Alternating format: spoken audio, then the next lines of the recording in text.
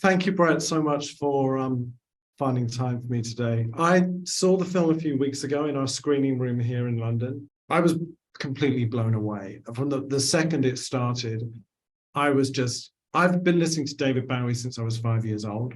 I know a lot of his music and I've seen all the films and everything, but what you did was make me see and hear Bowie completely afresh. And I didn't think that was possible, but the way you wove all that material together was just phenomenal. Well, I'll tell you something, and this may sound peculiar to many, but you basically are describing my response seeing the film Wednesday night, the last night it was shown in IMAX, and probably my 60th time seeing it theatrically. Why does it still trigger that response in you? It was such a difficult film to wrangle and post with the color grading and the sound. And I don't believe the film existed until we married the two. The offline edit of the film wasn't the film because the film was designed as an experience, and the experience could only happen once the sound mix and the color were married together. So the first time I experienced the film was not when I picture locked. It was in April of this year. And the fact is, every cinema presents the film in a slightly different manner.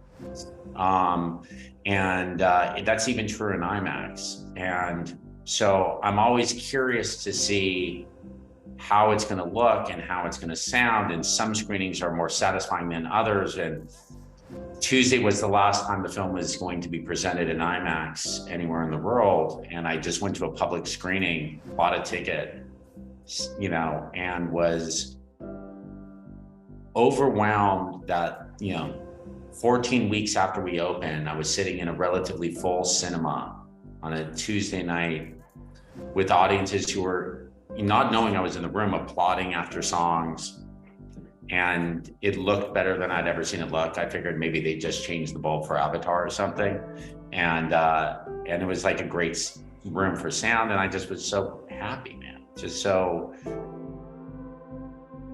happy to spend another moment. And it's a really densely layered film, and I'm still coming to terms with understanding some of my choices and decisions. Many of which in the moment were meant to feel sort of spontaneous. And I mean, we could get into this as another subject, but in creating something that was